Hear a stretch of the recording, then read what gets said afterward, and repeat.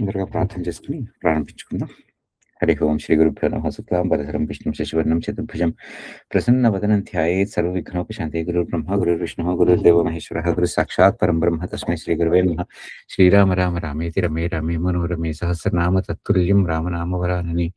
వామే భూమిసుతా పురశ్చ హనుమాన్ పశ్చాత్ సుమిత్రాసుతः శత్రుఘ్నో భరతశ్చ పార్శ్వదలయోः వాయవ్యాధికోణేశ్చ సుగ్రీవశ్చ విభీషణశ్చైవ తారాసుతో జాంబవాన్ मध्ये నీలసరోజకోమలరుచిం రామం భజే శ్యామలం శ్రీరామం భజే శ్యామలం.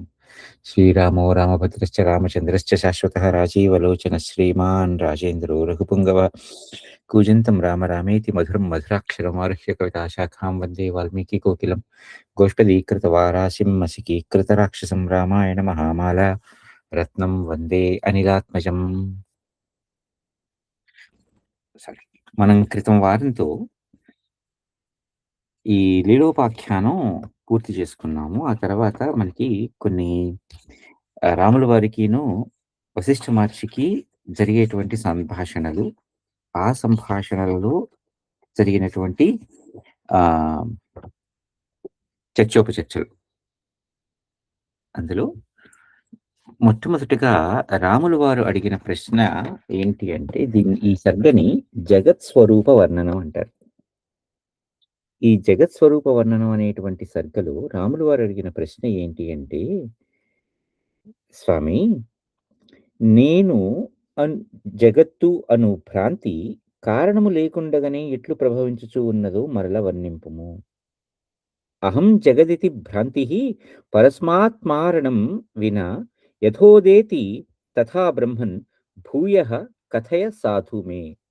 ఓ ఓ సాధు పురుష, నాకు చెప్పండి ఏమని? నేను జగత్తు అనే భ్రాంతి కారణం లేకుండా ఎట్లా కలుగుతోంది అని అంటే, అప్పుడు వశిష్ఠ మహర్షి సమాధానం చెప్తున్నారు. ఏంటంటే, ఎవరైతే ఆత్మజ్ఞానం కలిగున్న వాళ్ళు అంటే ఆత్మవేత్తలున్నారో, వాళ్ళు ఈ భ్రాంతి అంతా కూడా ఆ చైతన్యాంతర్గతమే. అంటే ఈ ఆత్మ చైతన్యంలోనే ఉన్నది ఈ భ్రాంతి అంతా కూడా. అంటే ఇప్పుడు మాయ అనేది మనకు ఒక రకంగా చెప్పుకోవాలి అంటే, ఈ మాయ ఎక్కడి నుంచి కలుగుతోంది? మాయ అనేది ఒక అనుభూతి. అంతే కదా! ఇప్పుడున్నది లేకపోతే లేనిది. తర్వాత అనేది లేదు. ఇది ఎక్కడ కలుగుతోంది మళ్ళీ? ఆ చైతన్యం. అంటే ఇప్పుడు నిప్పు ఉన్న చోటే పొగుంటుందంటారు కదా! సో, ఆ నిప్పు ఉన్న చోటే పొగ, లేదంటే ఆ నిప్పు ఉన్న చోటే నివురుంటుంది. ఆ కట్టె కాలేటప్పుడు ఆ కట్టె లోపల కాలుతుంటే పైన ఆ నివురు ఏర్పడుతూ ఉంటుంది కదా! అలానే రామా, ఈ భ్రాంతి, ఈ మాయ ఇవన్నీ కూడా ఆ ఆత్మ యొక్క తత్వమే. అదంతా కూడా ఆ ఆత్మ చైతన్యాంతర్గతమయ్యే ఉంటుంది. దానికి వ్యతిరిక్తంగా కానీ, లేదా దానికి ఆహ్, అననుకూలంగా ఉండేటువంటి పదార్థం గాని ఏదీ లేదు అని ఈ ఆత్మవేత్త గ్రహించగలడు.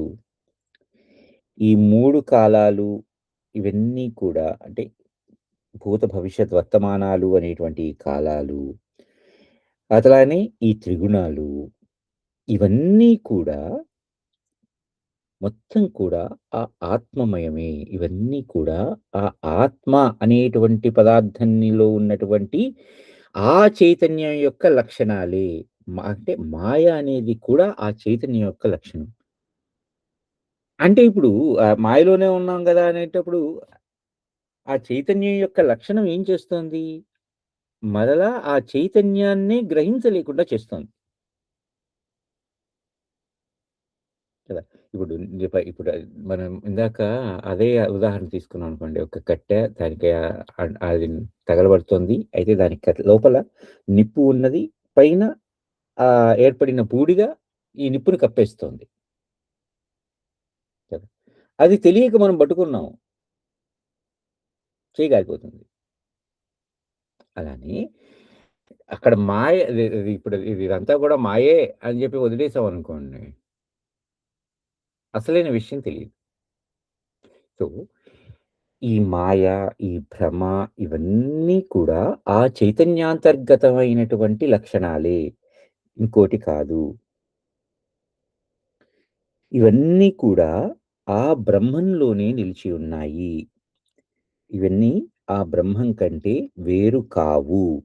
సర్వాహి శబ్దార్థ దృశో బ్రహ్మైవైతాః పృథగ్న్యః తత్ సర్వార్థ శబ్దార్థ కళా రూపం ఆసార న విద్యతే. అంటే ఇవన్నీ కూడా ఆ ఆ ఆత్మ లక్షణాలే, మరొకటి కాదు. ఎలాగా?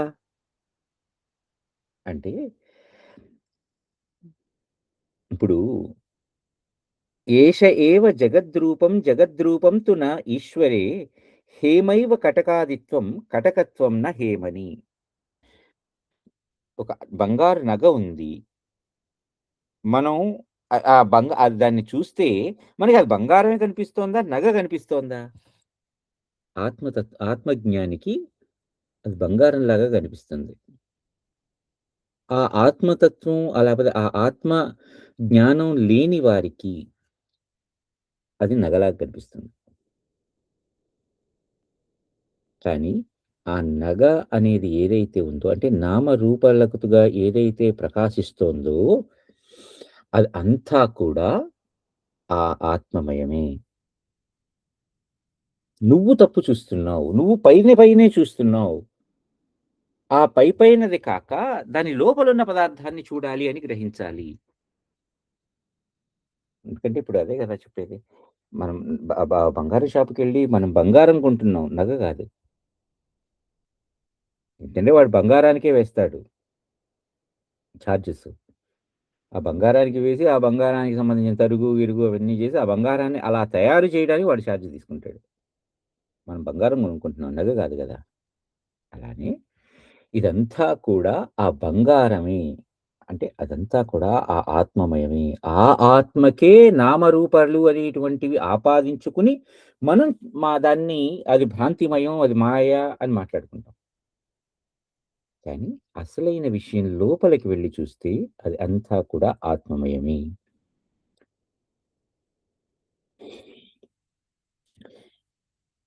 ఇలానే ఇప్పుడు రకరకాల ఉదాహరణలు కూడా చెప్తారు.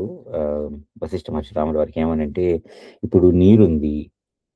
నీటిలో ఆ జలత్వం అనేటువంటి ఆహ్, దాని లక్షణం ఉన్నది. అంటే నీటికి జలత్వం అనే లక్షణమా? లేకపోతే జలము 2 ఒకటేనా? ఇప్పుడు కాంతికి ప్రకాశం అనేది లక్షణమా? లేకపోతే కాంతి ఇంకోటా? రెండిటిని వేరు చేసి చూడగలమా? నీటిని నీటికి జలత్వం అనేటువంటి లక్షణం ఉన్నది సహజంగా. అలానే లేకపోతే గాలి ఉన్నది. గాలికి ఉన్న లక్షణం కంపనం, చలించటం కదా! సో, ఈ 2 కూడా వేరు వేరు కావు రామా అని. 2 ఒకటే. నీకు ఇప్పుడు గాలికి లక్షణం అదేంటి కంపనం, లేకపోతే చలించటం. అంటే దాని లక్షణం అదే. ఇంకా దానికి సంబంధించి ఏం మాట్లాడతాం మనం? 2 ఒకటే. ఆ నీటికి ఉన్నటువంటి జలత్వం అనేటువంటి లక్షణాన్ని ఎలా వేరు చేసి చూడలేమో, అలానే ఆ ఆత్మ, ఆ ఆత్మకి ఉన్నటువంటి లక్షణాలని కూడా మనం వేరు చేసి చూడలేం.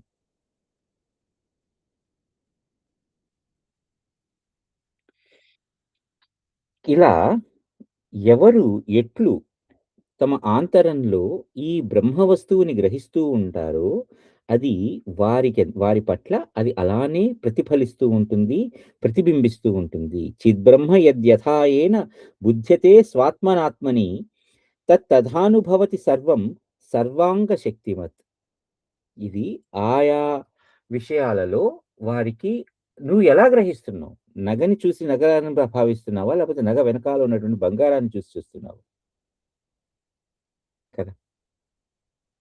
సో, నువ్వు ఎలా చూస్తున్నావు? పైగా ఇక్కడ ఒక మాటంటారు. బుద్ధం సదపవర్గం తత్ సర్గ తత్ తత్ సర్గమపి తత్సమం అబుద్ధం సర్గరూపాత్మ విసర్గమపి తత్సదా. అంటే ఈ పరమార్థ వస్తువు ఏదైతే ఉందో దాని యొక్క సత్‌లో, అంటే దాని యొక్క సత్ అది అది ఉన్నది అనేటువంటి విషయంలో కానీ, దాని యొక్క అస్తిత్వం విషయంలో కానీ, అక్కడ సృష్టి, స్థితి, ప్రళయాలు అనేటువంటి వైషమ్యాలు గూడా లేవు. అజ్ఞానం కప్పబడిపోయినున్నప్పుడు మాత్రమే అక్కడ సృష్టి, ఇక్కడ స్థితి, ఇక్కడ లయం అనేటువంటి విషయాలు కనిపిస్తున్నాయి. ఇప్పుడు మనం ఇందాక బంగారము, ఆ నగలు, ఆభరణం తీసుకుందాం అనుకోండి ఎగ్జాంపుల్. రైట్. ఆ ఎగ్జాంపుల్ తీసుకుంటే అక్కడున్న వస్తువు బంగారం. ఆ బంగారాన్ని ఆ నగగా మార్చటానికి మార్చటం అనేది ఒక సృష్టి అనుకోండి. ఆ తర్వాత ఆ సృష్టి జరిగిన తర్వాత ఆ బంగారం ఆ స్థితిలో, ఆ నగలో అలా ఉంటుంది. ఆ బంగారు నగను తయారు చేయటం అనేది సృష్టి అయితే, తయారు చేసిన తర్వాత అది ఆ స్థితిలో అలా ఉంటుంది. మళ్ళీ కొంతకాలానికి అది లయం చేసేసి, అంటే ఆ బంగారం నేను కరిగించేసా. ఆ నగని. కరిగిచ్చేస్తే అది మళ్ళీ స్వస్థ రూపంలోకొచ్చేస్తుంది. ఇప్పుడు యాక్చువల్‌గా అక్కడ ఉన్నది ఏది వస్తువు? బంగారమే కదా! అలానే ఆ ఆత్మ వస్తువు అనేది ఏదైతే ఉందో, అది సృష్టి అప్పుడు గాని, లయం అప్పుడు గాని, లేపోతే ఆ స్థితి పరిస్థితుల్లో గాని, అది అలానే ఉంది. దానిలో ఎటువంటి మార్పు లేదు. ఆ బంగారంలో ఎటువంటి మార్పు లేనట్టుగానే, కేవలం నామరూప గుణాలతోనే నువ్వు దాని యొక్క ఆహ్, ఆహ్, విషయాన్ని నువ్వు పరిశీలిస్తున్నావు కానీ, అసలైనటువంటి ఆ నామరూప గుణాలతోనే నువ్వు తారతమ్యాలు చెప్తున్నావు, వైషమ్యాలు చెప్తున్నావు. కానీ అసలైన వస్తు విషయంలో ఏదైతే ఉందో దానిలో ఎటువంటి మార్పు లేదు. అందువలన ఈ జగత్తు అంతా కూడా బ్రహ్మ యొక్క, అంటే ఆ బ్రహ్మము యొక్క విలాసం తప్పితే వేరొకటి కాదు. ఈ ఈ మనస్సు, ఈ అంటే ఈ ఇంద్రియాలు, ఆ ఇంద్రియాలకి ఉన్నటువంటి జ్ఞానాలు, అంటే కర్మేంద్రియాలు, జ్ఞానేంద్రియాలు, ఈ కర్మేంద్రియాల మూలంగా జరిగేటువంటి పనులు, అలానే ఈ జ్ఞానేంద్రియాల ద్వారా గ్రహించబడేటువంటి విషయాలు, ఇవన్నీ కూడా ఆ నామరూపాత్మకమైనటువంటి కల్పన తప్పితే ఇవేవి కావు రామా! మిగిలినవన్నీ కూడా ఆ బ్రహ్మ పదార్థం ఒక్కటే ఉన్నది అస్తిత్వంగా. దాని అస్తిత్వంలో మిగిలిన విషయాల్లో ఎక్కడా లేదు. యథైతత్ సవర యథైతత్ సరణం వాయౌ తథా సర్గస్థితః పరే అసత్కల్పేపి సత్కల్పః సత్యే సత్య ఇవాపి చ. ఆ వాయువులో చలనం ఉన్నట్లుగా ఈ పరబ్రహ్మములో, అంటే ఈ బ్రహ్మంలో జగత్తు వెలిసి ఉన్నది. వాయువు చలిస్తూ ఉన్నప్పుడు అది ఎలా అనిపిస్తుంది? వాయువు గాలి కదులుతోంది అంటారా? లేకపోతే కదలికలో గాలి ఉన్నది అంటారా? గాలి కదులుతోంది కదా! కదలికలో వాయు లక్షణం లేదు. వాయువులో కదలిక లక్షణం ఉన్నది. అలానే బ్రహ్మంలో జగత్తు ఉన్నది. జగత్తులో బ్రహ్మం అనేటువంటి ఇది లేదు. ఎందుకంటే ఆ జగత్తు అనేదే మాయ కదా! అలాగే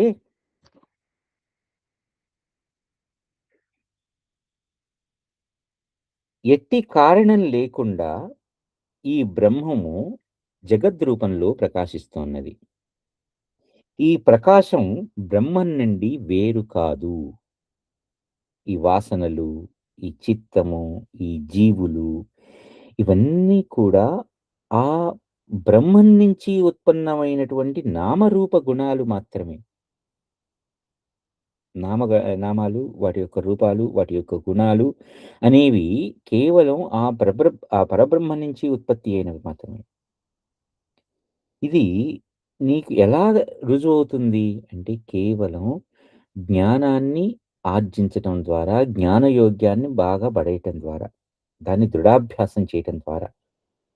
కచనం బ్రహ్మరత్నస్య జగదిత్యేవ యత్స్థితం తదకారణకం యస్మాత్ తేన న వ్యతిరిచ్యతే వాసనాచిత్తజీవాది వేదనోదితం నోత్యేత వేదనాదేవ యథాదేవ చ పౌరుషాత్.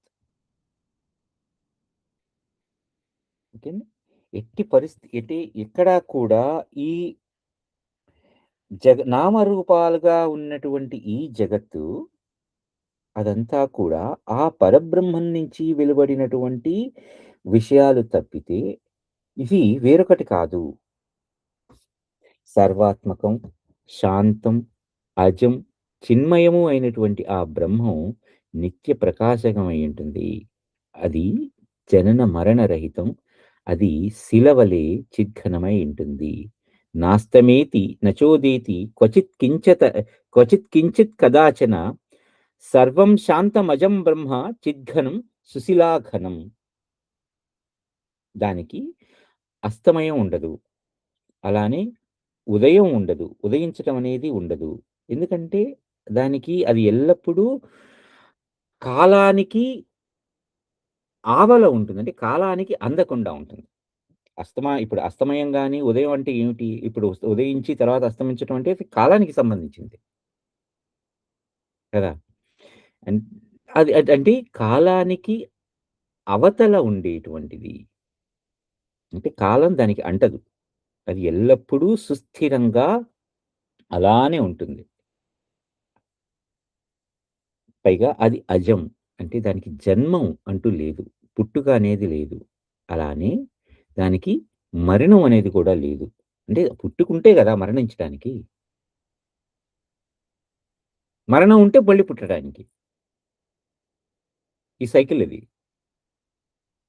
సో, ఇది ఈ బ్రహ్మ ఎవరు అంటే, అంటే ఈ పరబ్రహ్మం అంటే ఈ ఆత్మ వస్తువు అనేది ఎటువంటిది అంటే, అది చాలా గట్టిగా ఉన్నటువంటి ఒక శిల లాంటిది. దానిలో ఎటువంటి మార్పు కలగదు.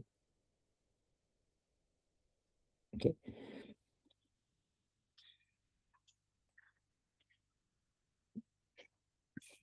ఇక్కడ కొంచెం ఇది చాలా, చాలా మంచి విషయం చెప్తున్నారు. ఏంటంటే, అహం మయీ పద్మజ భావనాచిత్ సంకల్ప భేదాత్ వితనోనేతి విశ్వం అంతర్ముఖైవానుభవత్తి అనంతం నిమేష నిమేష కోట్యంశ విధౌ యుగాంతం.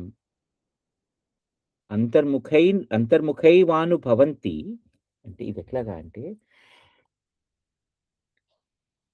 ఇది ఇప్పుడు ఈ పరబ్రహ్మం అనేటువంటి ఎలా ఉంటారు? ఈ చైతన్య స్వరూపం, ఈ అహంభావాపన్నుడు.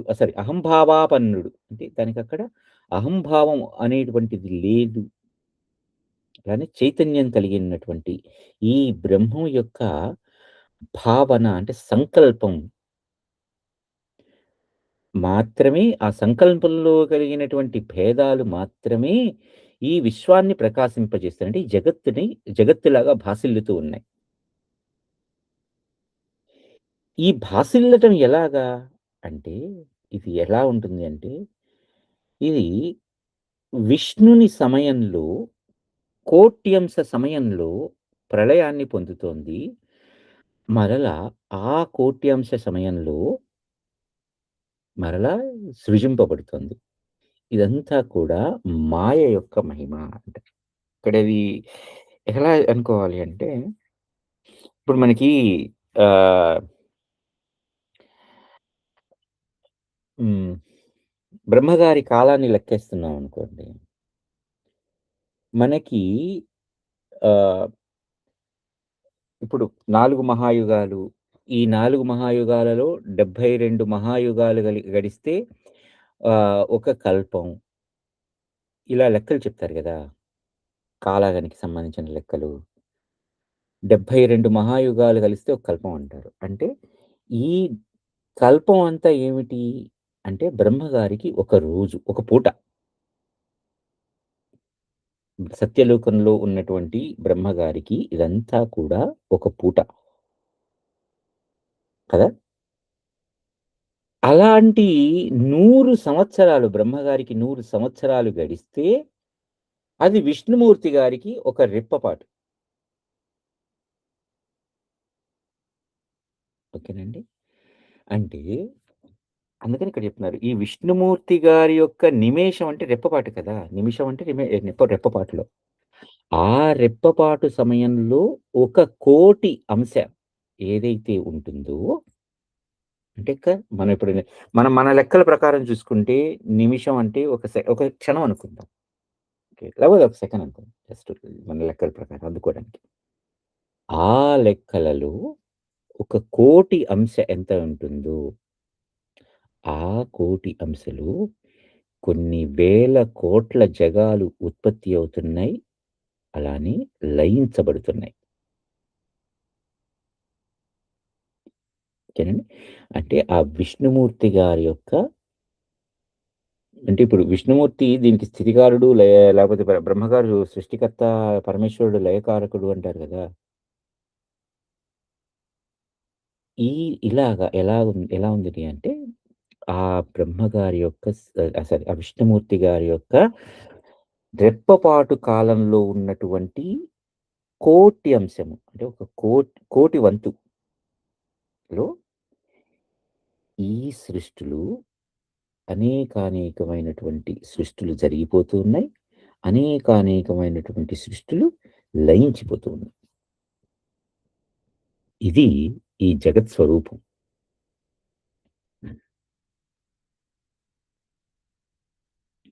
సరే ఇప్పుడు రాములు వారు మరొక ప్రశ్న సారీ ప్రశ్న వేయడానికి ముందర వశిష్ఠ మహర్షి ఈ లెక్కనే ఇంకొంచెం ముందుకు తీసుకెళ్తున్నారు.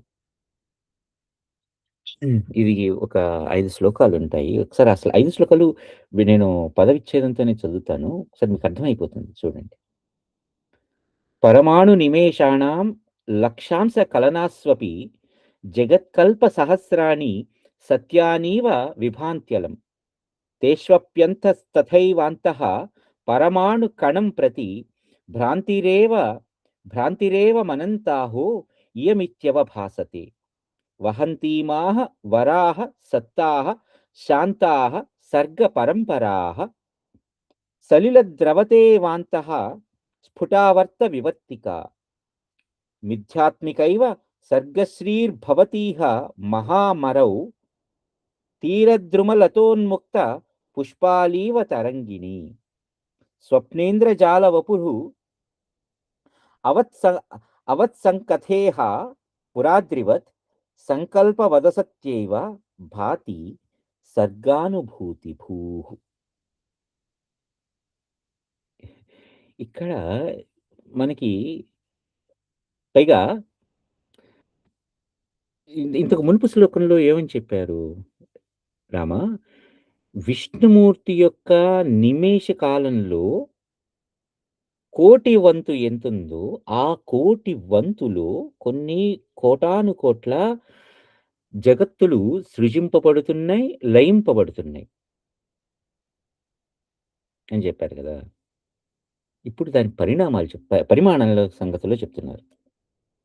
ఇందాక కాలంలో చెప్పారు. ఇప్పుడు వాటి ఆ జగత్తులు ఆ పరిమాణాల సంగతి చెప్తున్నారు. పరమాణు నిమేషాణం లక్షాంశ కలనాస్వపి. రామా!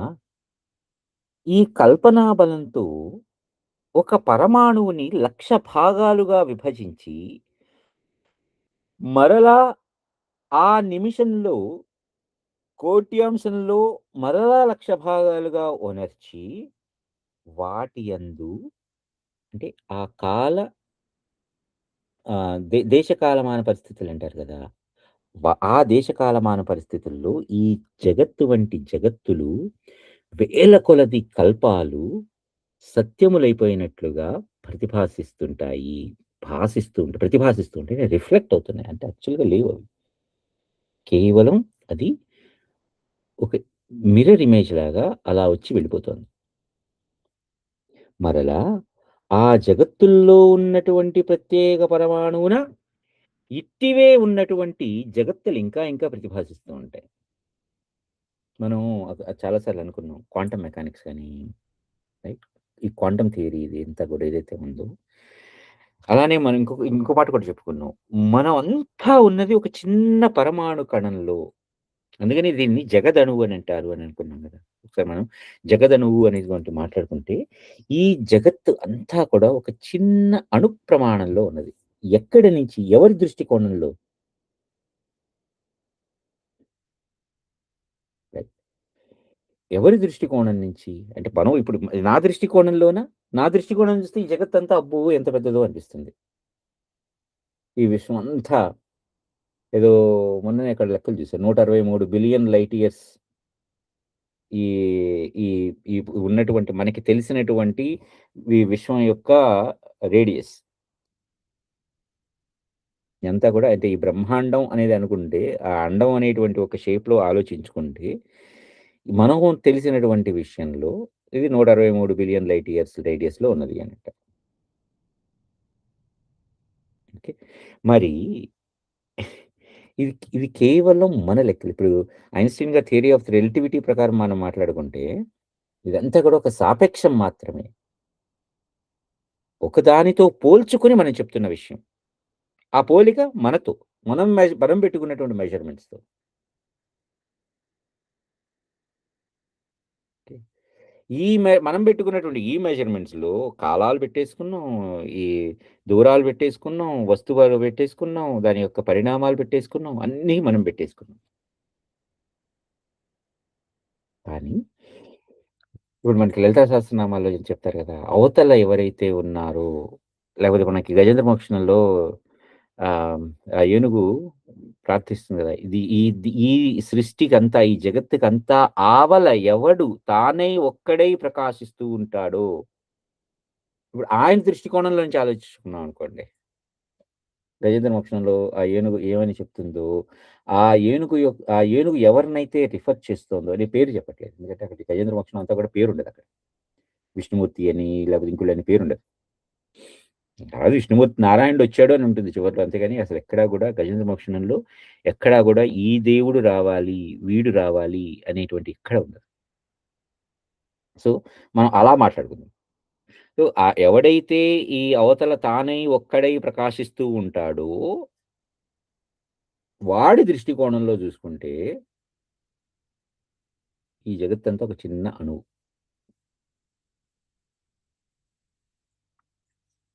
ఓకే.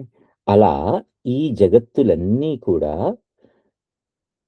పైగా ఈ జగత్తుల్లో ఉన్నటువంటి పరమాణువుల్లో మరలా ఇట్లాంటివే బోలెడు జగత్తులు. అందుకని ఇప్పుడు మనకి క్వాంటమ్ థియరీలు, స్ట్రింగ్ థియరీలు అని రకరకాలుగా మనం మాట్లాడుకుంటూ ఉన్నాం. అలానే క్వాంటమ్ లీప్స్ అని. రైట్.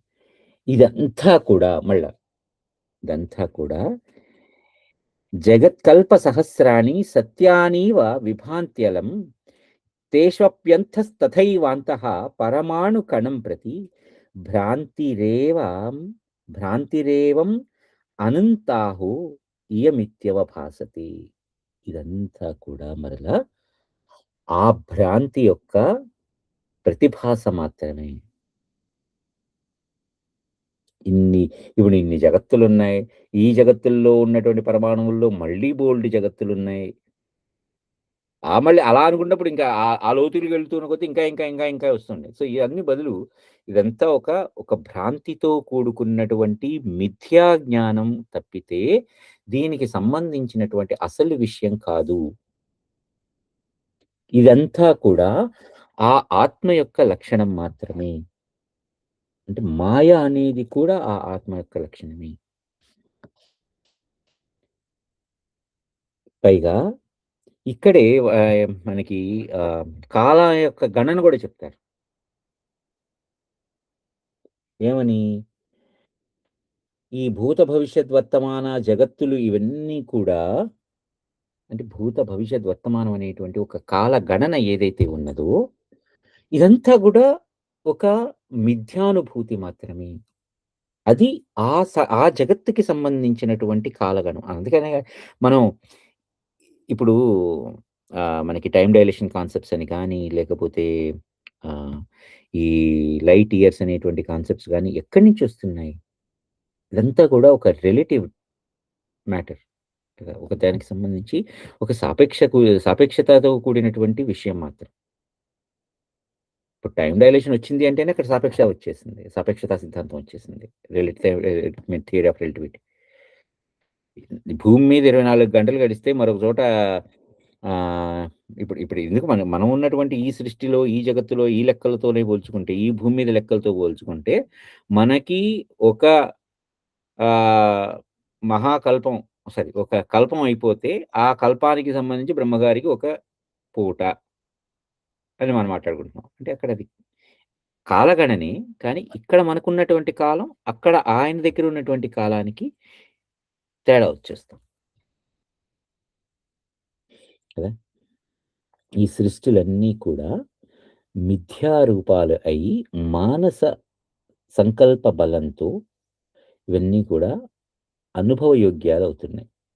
అనుభవంలోకొస్తున్నాయి. ఎలా అనుభవంలోకొస్తున్నాయి? కేవలం మానసికంగా.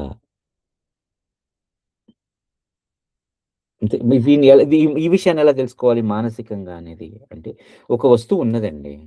రైట్? మానసికంగా తెలుసుకోవడం అంటే ఈ పంచ జ్ఞానేంద్రియాలతో తెలుసుకున్నదే గదా! మానసికంగా. అంటే ఈ జ్ఞానేంద్రియాల ద్వారా గ్రహించబడినటువంటి విషయాన్ని మీరు సారీ ఇక్కడ కొంచెం డీవియేట్ అవుతున్నాను. మొన్ననే యాక్చువల్లీ ఒక వాక్యపదీయం అని ఒక పుస్తకం ఉన్నది. ఆ వాక్యపదీయంలో మనకి ఎలా ఉంటుంది అంటే ఇది భర్తృహరి గారు రాసినటువంటిది. వాక్యపదీయం పుస్తకం. ఇది ఎలా ఉంటుంది అంటే ఆహ్, ఒక మీరు ఒక విషయాన్ని చూసిన తర్వాత, ఆ విషయాన్ని మీరు ఎలా అర్థం చేసుకుంటారు? నాకర్థమైంది అని జెప్పారు ఒక విషయం గురించి. ఎలా అర్థం చేసుకుంటారు? అర్థమైంది అనే మాటకి అసలు అర్థం ఏంటి? అంటే మనకెలా అర్థమైందో అది. అదే. అది మీకెలా అర్థమైంది? ఇప్పుడు మీరు అర్థమైంది అని ఒక విషయం చెప్పారండి. ఆ అర్థమైనటువంటి విషయాన్ని మీరు ఎలా అర్థమైంది నాకు అని ఎలా చెప్పగలుగుతున్నారు? అంటే నేను ఒక ఒక విధంగా అనుభవంలోకొస్తే బాగా అర్థమవుతుంది. ఆ అనుభవంలో రావటం అంటే ఎట్లా?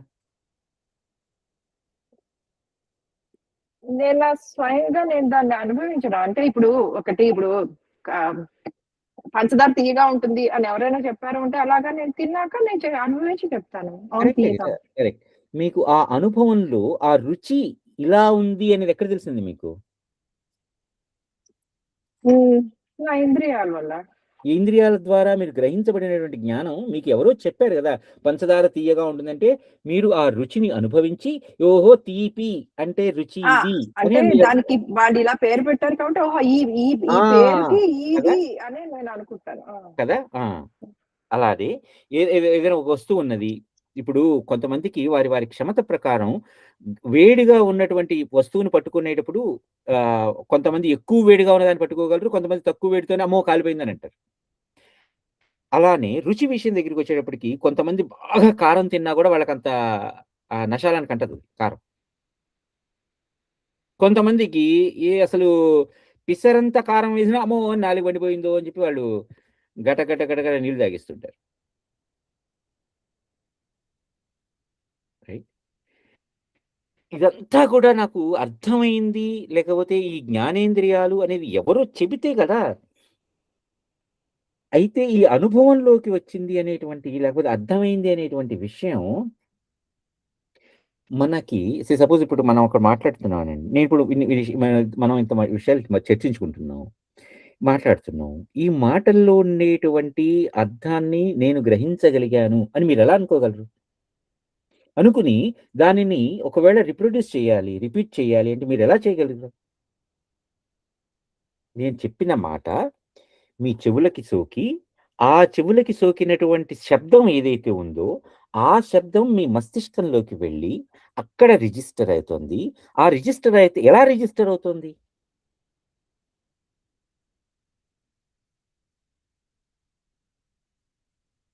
ఇవన్నీ చూడాలంటే భౌతికమైన పదార్థాలే కదా! జ్ఞానం అనేది మానసికంగా ఉన్నది. ఈ మానసికంగా ఉన్నటువంటి వి వి విషయాల ద్వారా గ్రహించబడుతున్నటువంటి ఈ జ్ఞానం అంతా ఏదైతే ఉందో, అది నాకు భౌతికంగా ఎలా అర్థమవుతుంది? భౌతికంగా ఎలా రిజిస్టర్ అవుతుంది? లేకపోతే ఈ భౌతికమైనటువంటి అవయవాల ద్వారా ఈ మానసికంగా జరిగేటువంటి విషయ వివరణ ఎలా రిజిస్టర్ అవుతుంది? ఇప్పుడు కన్ను. ఓకే. కన్ను చూస్తోంది. కానీ కన్ను అనేది ఒక భౌతికమైన అవయవం. పంచభూతాలతో ఏర్పడినటువంటి అవయవం. అలానే చర్మం పంచభూతాలతో ఏర్పడినటువంటి ఒక అవయవం. అలానే చెవులు పంచభూతాలతో ఏర్పడినటువంటి ఒక అవయవం కదా! ఈ అవయవాల ద్వారా ఈ విషయాన్ని నేను గ్రహిస్తుంటే, ఆ గ్రహించబడుతున్నటువంటి విషయం ఎక్కడ రిజిస్టర్ అవుతుంది? ఎలా రిజిస్టర్ అవుతుంది? మనం కొన్ని కొన్ని విషయాలని చాలా టేక్ ఇట్ ఫర్ గ్రాంటెడ్‌గా తీసేసుకుంటామండి. ఎందుకంటే అది మనకి ఆహ్, మనం చిన్నప్పటి నుంచి గూడా ఇప్పుడు మనకి పెద్దవాళ్ళంటారు, "అరేయ్! ఈ వస్తువు పోతే గాని నీకు దాని విలువ తెలియదురా" అంటారు. ఇందుకు చిన్న ఉదాహరణ ఆరోగ్యం. మనం దాన్ని విషయాన్ని మనం పట్టించుకోకపోతే ఎప్పుడైతే ఆరోగ్యం అనేది మనకి క్షీణిస్తుందో, ఎప్పుడైతే ఒక అవయవం అనేది పని చేయకుండా పోతుందో, అప్పుడు గాని మనం ఆ అవయవం యొక్క విలువని గ్రహించలేం. అంతవరకు కూడా మనం ఏముందిలే ఇది అని తీసేసుకుంటాం. ఇదంతా ఎందుకని చెప్తున్నానంటే, నేను గ్రహిస్తున్నటువంటి విషయాన్ని నాకు ఎలా అర్థమవుతోంది అనేది ఎలా తెలుస్తుంది? మనకి ఇదంతా కూడా భర్తృహరి గారిది ఈ వాక్యపదీయం అనే ఒక పుస్తకం ఉంది. అందులో చెప్తారు. దానికి నేడు చూస్తున్నటువంటి ఏఐఎంఎల్ ఏదైతే ఉందో, ఆ ఏఐఎంఎల్‌కి బేసిక్ పునాది కాన్సెప్ట్ అక్కడ పడింది. అసలు నాకు మొన్న చదువుతుంటే ఎంత బావుందిరా ఇది అనిపించింది. ఎలా అర్థమవుతుందట అంటే, ఇప్పుడు నేను మాట్లాడుతున్న విషయం అంతా కూడా నా చెవుల ద్వారా, నా కర్ణేంద్రియాల ద్వారా, ఆ కర్ణేంద్రియంలో జరిగేటువంటి ఈ శబ్దాలు వేవ్ గదా! అలలు లాంటివి గదా!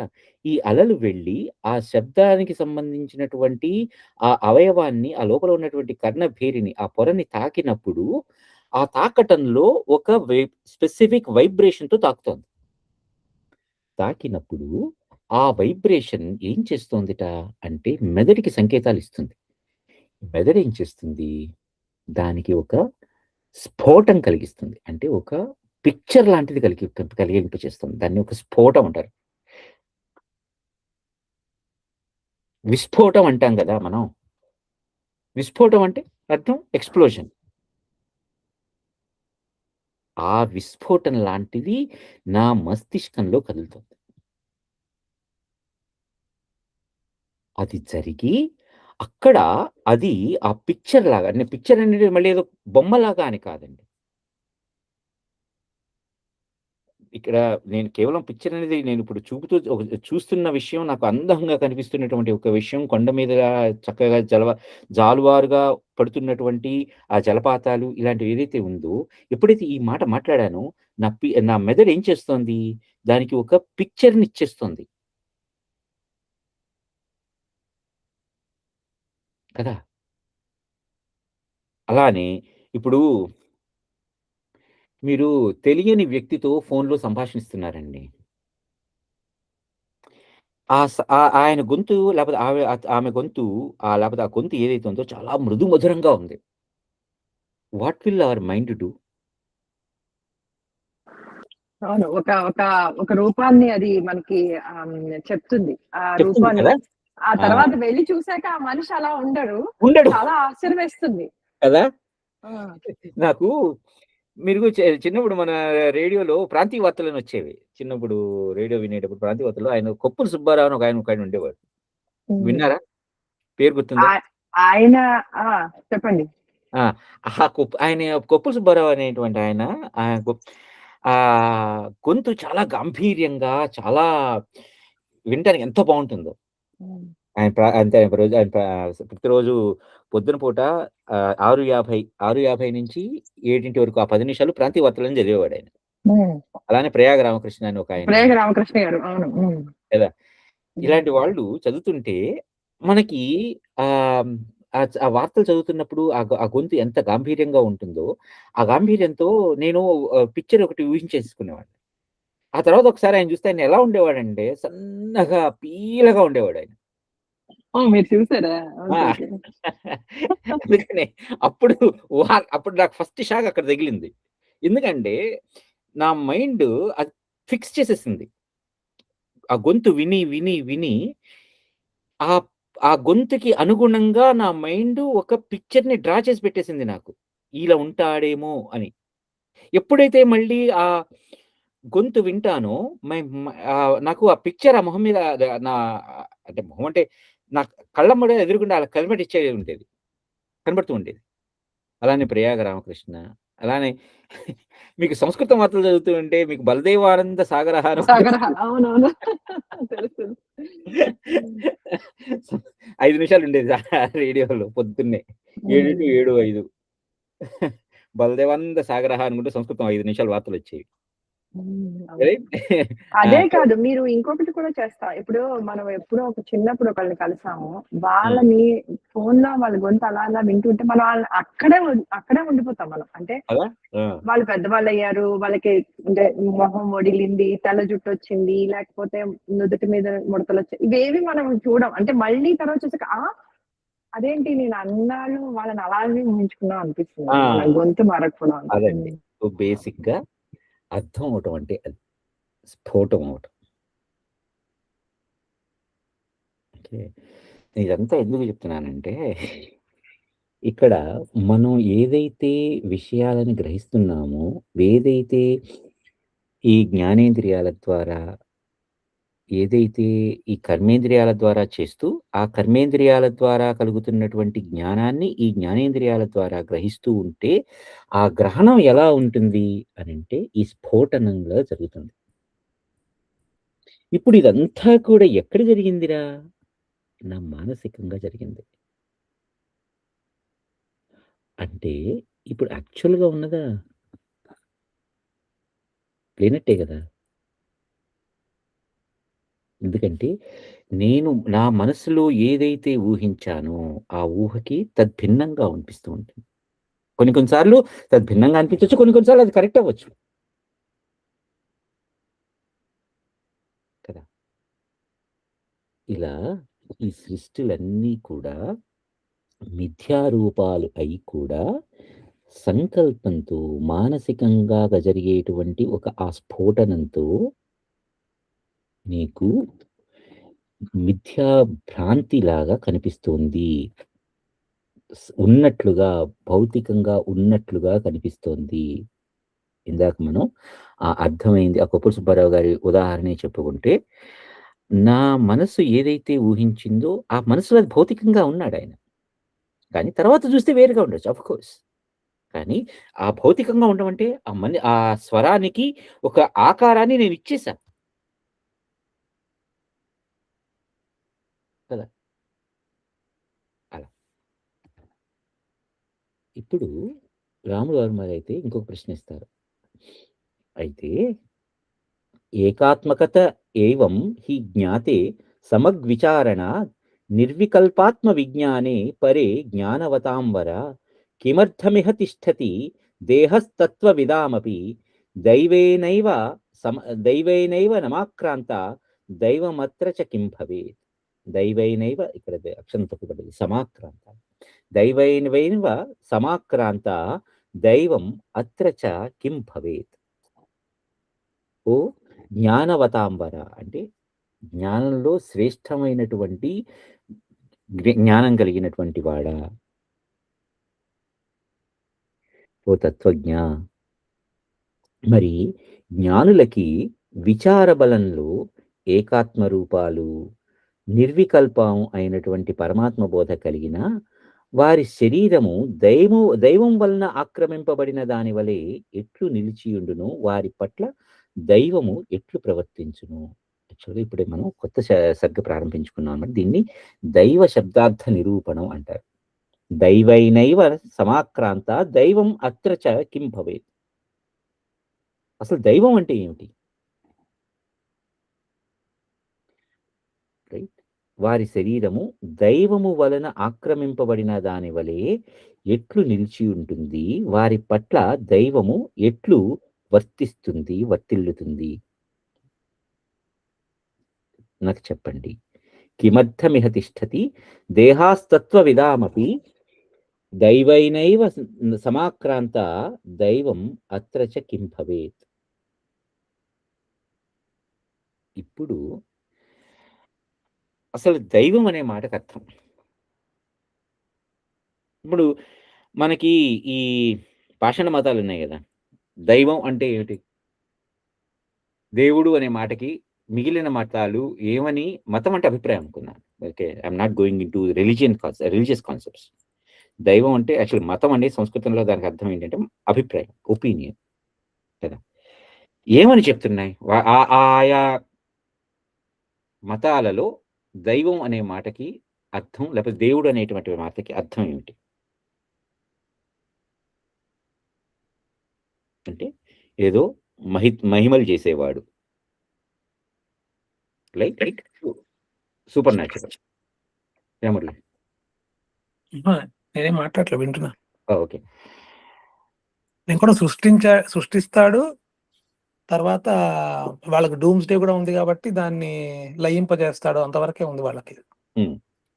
అంటే ఇక్కడ బేసిక్‌గా ఏంటంటే సూపర్ న్యాచురల్ అని. కదా! అంటే నేను భౌతిక పరంగా మాట్లాడుతున్నాను. తర్వాత మనం అసలు విషయంలోకి వెళ్దాం. సూపర్ న్యాచురల్ అని.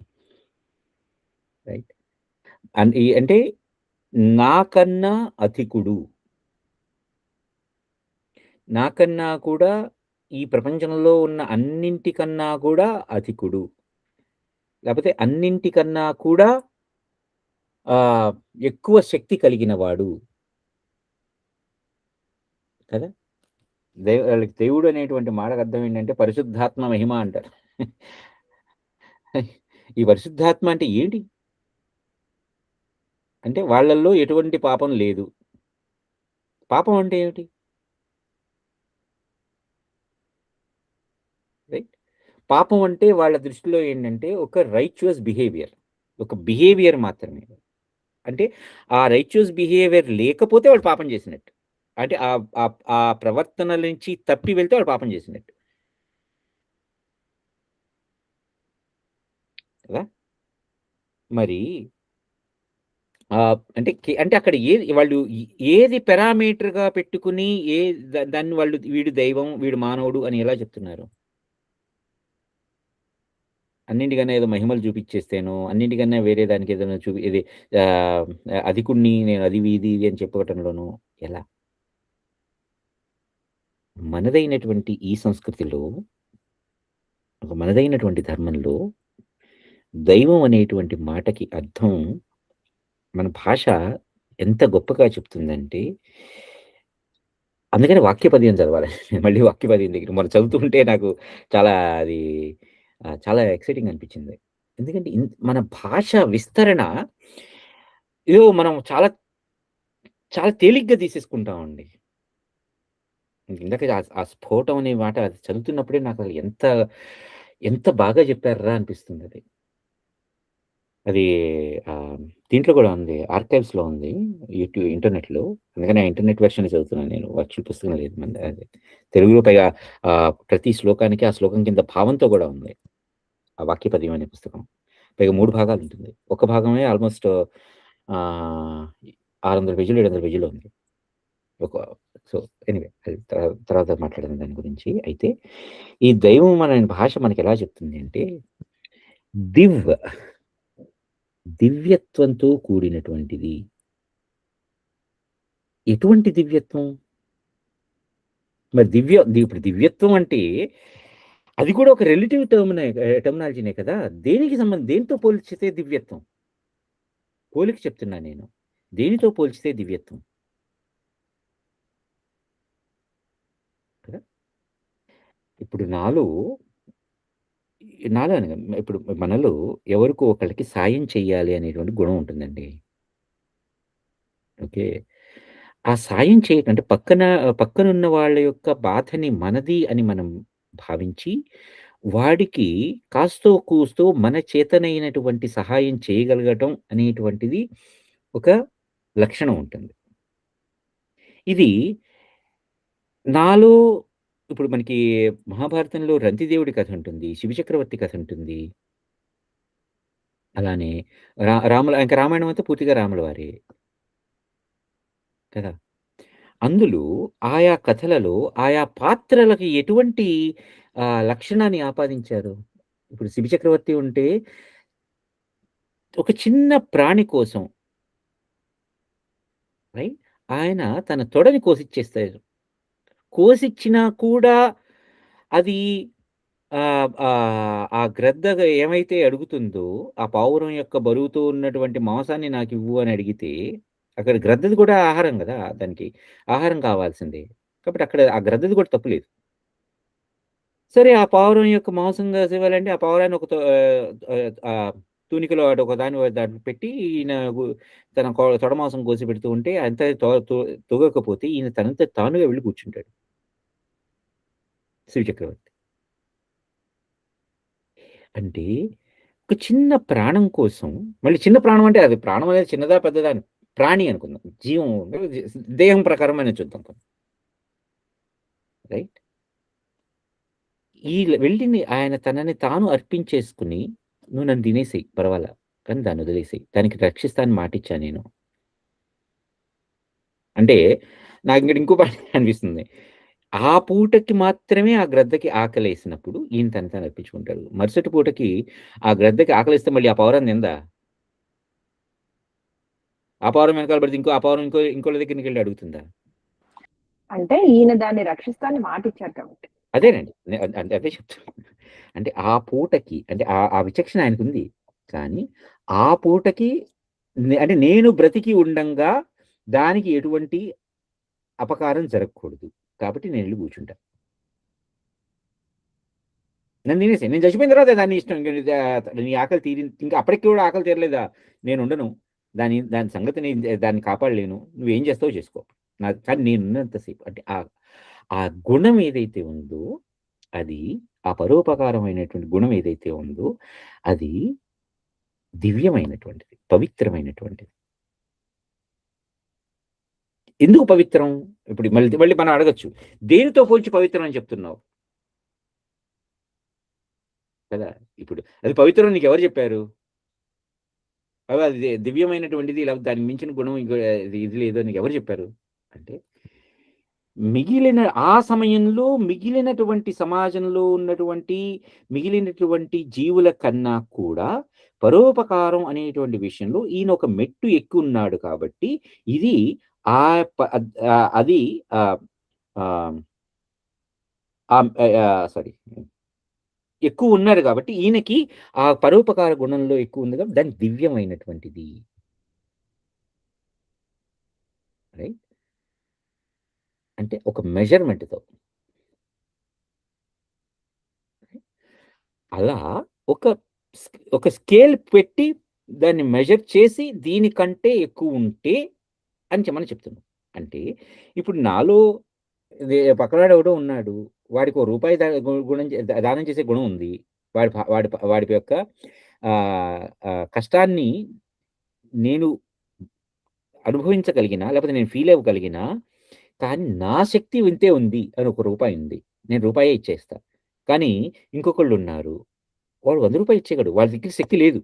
అయినా గూడా పోనీలేరా నువ్వు వాడుకో. నాకు ప్రస్తుతానికి అవసరం లేదు అని వాడు రూ. 100 ఇచ్చేయగలడు.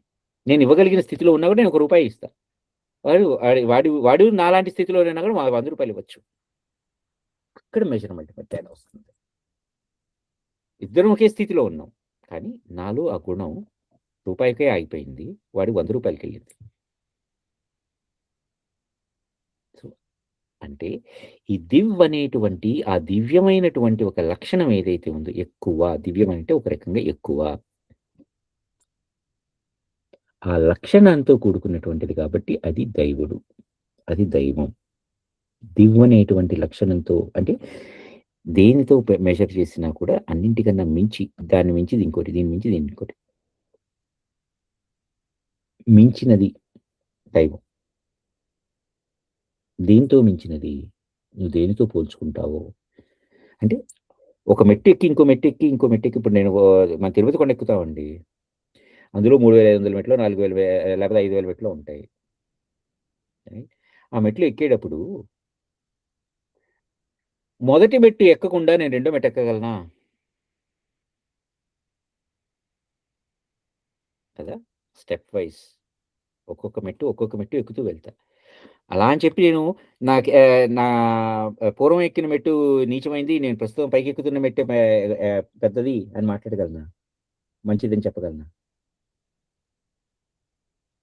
ఆ మెట్టు అక్కడి వరకు ఆగింది. నెక్స్ట్ మెట్టు నన్ను ఇంకో ఎత్తుకు తీసుకెళ్తుంది. అంతే.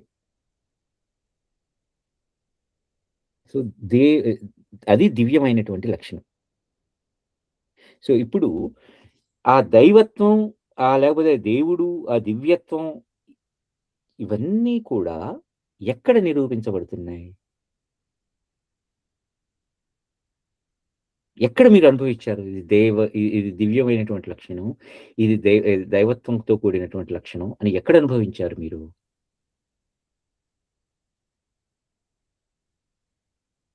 మనస్సులోనే గదా! మానసికంగానే కదా! మీరు మానసికంగా ఇప్పుడు మనకి కృతజ్ఞతా భావం కలిగింది నాకు అంటారు. ఎక్కడ కలిగింది కృతజ్ఞతా భావం? అది మీ అది మన మన దేహం మీద ఎక్కడైనా చూపించగలమా? భౌతికంగా. లేదా అవన్నీ కృతజ్ఞతా భావం మనోభావాలే.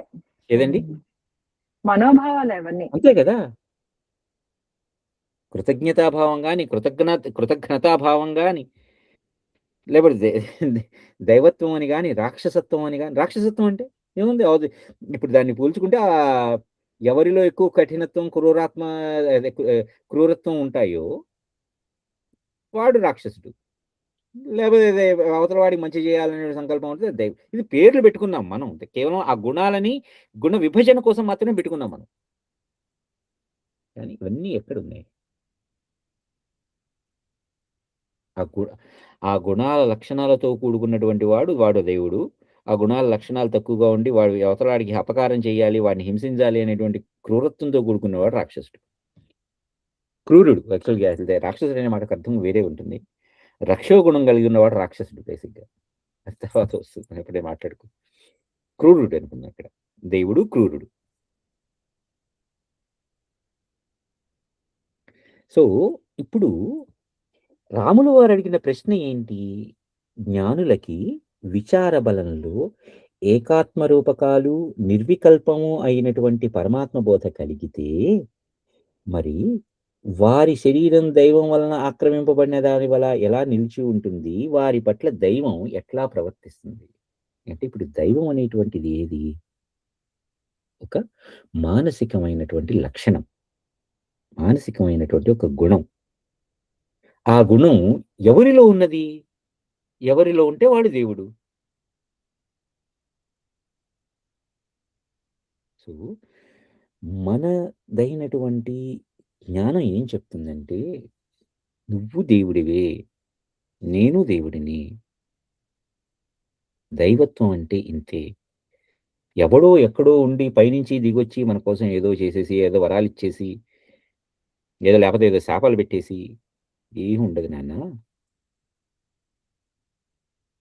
కేవలం ఆ దైవత్వ లక్షణం అనేది మనలోనే, మనతోనే ఉన్నది. ఎల్లప్పుడూ గూడా అక్కడ అలానే నిలిచి ఉంటుంది. మరి ఇది ఏమిటి? ఇది ఎలా చెప్పాలి? దీన్ని ఎలా నేను నిరూపించాలి? ఎలా నిరూపిస్తాం దాన్ని? దాని లక్షణం అని చెప్తాం అంతే. దాన్ని నిరూపించడం అంటే దాన్ని ఏదైనా ఒక కర్మ చేసి నిరూపించగలరు. అంతే గదా! ఇప్పుడు 'శివ చక్రవర్తి' ఉన్నాడు. ఎళ్లి తులాభారంలో కూర్చున్నాడు. అలా అంటే ఒక కర్మ చేసి కూర్చోపెట్టాడు. అలానే రంతిదేవుడు తన దగ్గరికొచ్చినటువంటి ఆహారం ఏదైతే ఉందో ఆఖరికి మంచినీళ్ళు గూడా దానం చేసేసాడు. తన ఆకలి తీర్చుకోవడానికి మంచినీళ్ళు తాగుదామనంటే ఆ సమయంలో అక్కడికొచ్చినటువంటి వాడు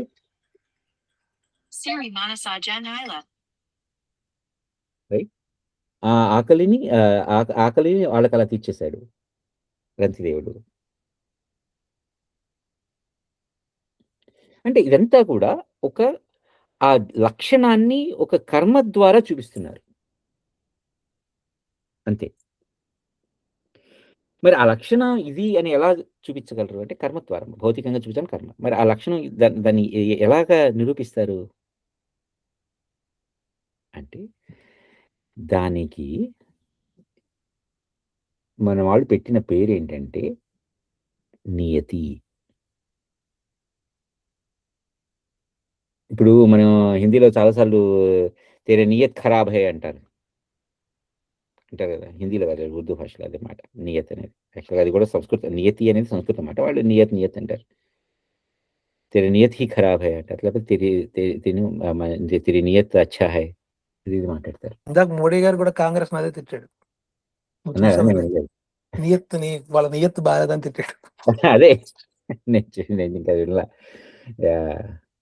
కానీ సంథింగ్ ఏదో పెద్ద గేమ్ జరుగుతుంది.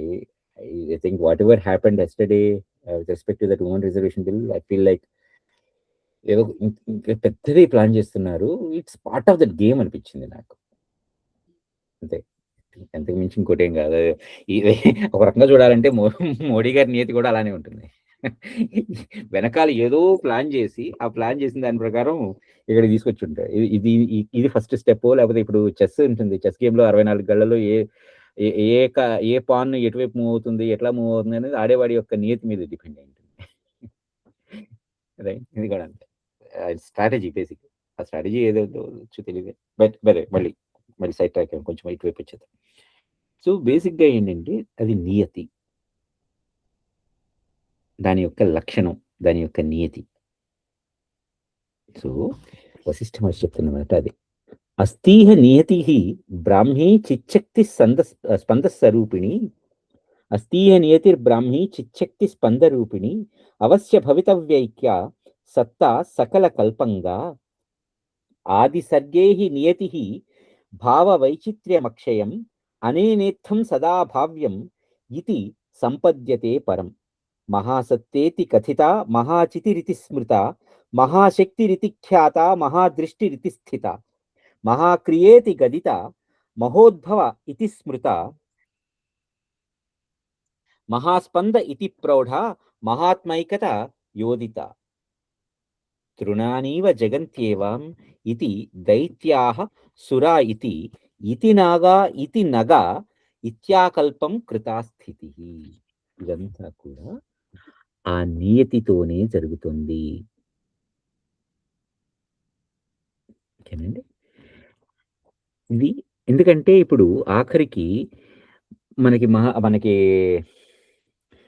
లలిత సహస్రనామాల పేర్లు వస్తాయి కదా, మహాసత్త, మహాచిత్తి, మహాశక్తి, ఇలాంటివన్నీ. ఇవన్నీ కూడా ఆ నియతికి పెట్టుకున్న పేర్లు. మహా అంటే గొప్పదైనటువంటి, దేంతో గొప్పదైనటువంటి, అన్నింటికి మించి గొప్పదైనటువంటి. అలానే మహాచిత్, చిత్తి, మహాశక్తి, రైట్. ఇదంతా కూడా మహాక్రియ, మహోద్భవ, మహాస్పంద, మహాత్మ, ఇలాంటి నామాలతో ఆ నియతినే నువ్వు కొలుస్తున్నావు, ఆ నీతినే సూచిస్తున్నావు. మహా అనే పాఠం వచ్చిందంటే పోలిక వచ్చేసింది అక్కడ మళ్ళీ.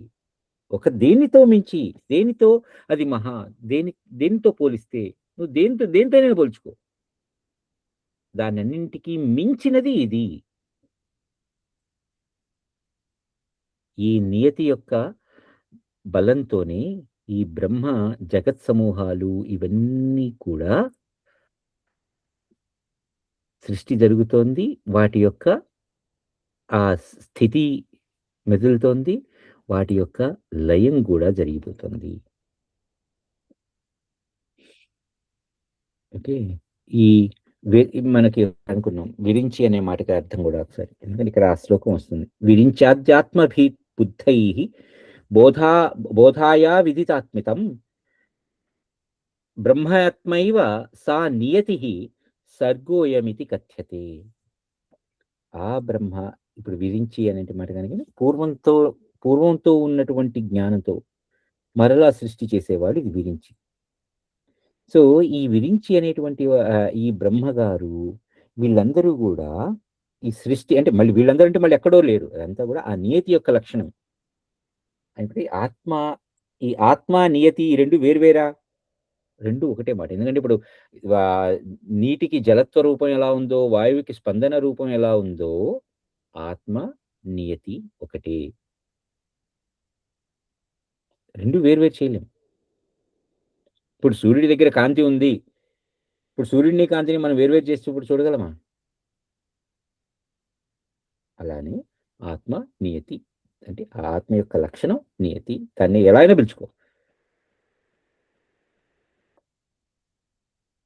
అచంచలవదృష్టం బ్రహ్మపూర్వ వ్యవస్థితః అనాది మధ్య పర్యంతం సర్గో వృక్ష ఇవాంబరే.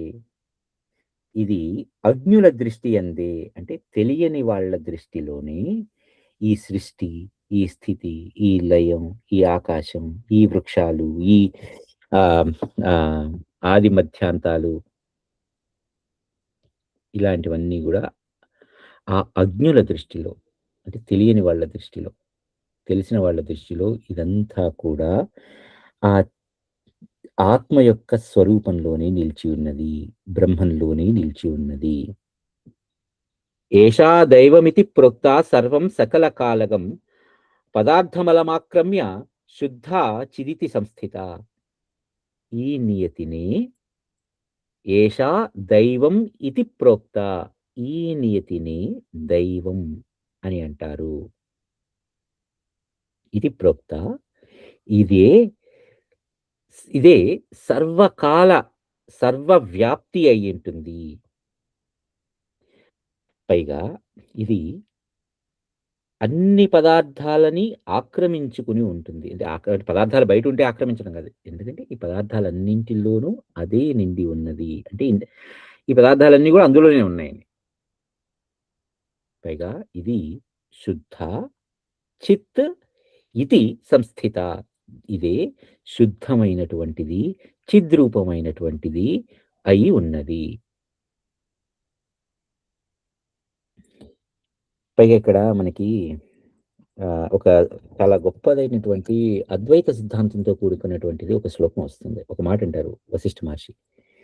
ఏంటంటే, ఈ నియతి వలననే పురుషుని అదృష్టమును, పురుషుని అదృష్టము వలన నియతియును ప్రళయము వరకు నిలిచియుండును. ఇక్కడ మళ్ళీ పురుషుడు అక్కడ అదృష్టం అంటే అది లక్ గిక్కని కాదు. ఏదైతే ఇప్పుడు మనం ఇందాక అనుకున్నాం, కృతజ్ఞత లేకపోతే ఈ భావాలు, వీటిని నేను చూపించు అని అన్నాను అనుకోండి. అప్పటి ఎక్కడ చూపిస్తాం మనం? క్రియల ద్వారా, ఏదో ఒక జెస్చర్ ద్వారా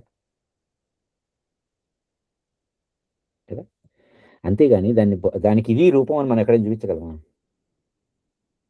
అలాగా అది అదృష్టం అంటే బేసిక్గా. అదృష్టం అంటే ఏదో పైన ఉన్నవాడు ఎవడో వచ్చి నాకు తెలియకుండా నాకేదో చేసేసాడు, నాకు సాయం చేస్తాడు, ఇది కాదు. అదృష్టం అంటే కనిపించనిది బేసిక్గా కదా. దృష్టము అంటే కనిపించేది, అదృష్టం అంటే కనిపించనిది. మనం అదే అనుకుంటాం. ఎందుకని అదృష్టం ఏదో అదృష్టం బాగా దక్కిందిరా అని. ఏదో కనిపించింది ఏదో వచ్చి నీకు సాయం చేసింది. ఇది మనం అదృష్టం అనేటువంటి మాటకి ఇచ్చుకునేటువంటి అర్థం కదా. వీళ్ళు లక్కీ అనగానే వాడు అదృష్టం అనగానే అది మాట. నీకు ఏదో కనిపించింది, నీకు తెలియంది, నీకు ఏదో వచ్చి సాయం చేసింది. ఏదో తెలియంది ఎందుకు వచ్చి సాయం చేసింది? పూర్వం నువ్వు ఎప్పుడో చేసిన కర్మ, ఆ కర్మ యొక్క ఫలితం ఇలా వచ్చింది. That's it.